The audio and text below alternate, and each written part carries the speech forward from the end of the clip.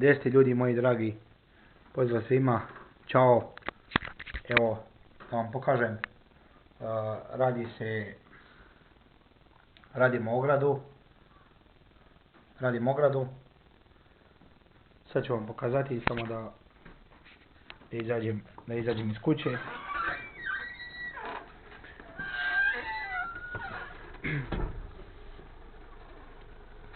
Šalovanje je završeno. Šalovali smo 2 nedelje. Džija, opet nešto naručila. Gospođa.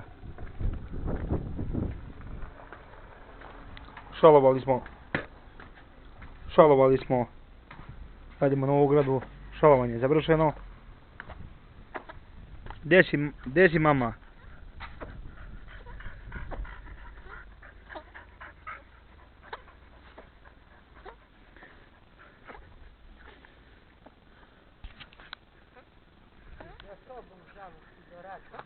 Trče jašt. Samo medica. Evo vidite ovdje. Šalovanje. Sad tata radi tamo cevi. Radi cevi tamo. 2. minut već, dobro je. Pardon, deco. 2. minut. Šalovanje je završeno.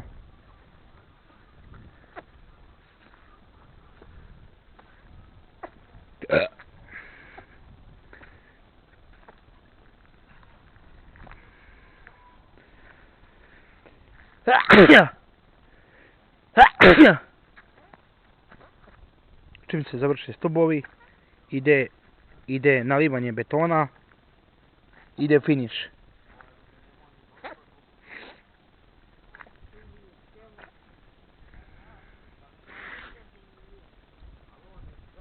Evo gumaraba.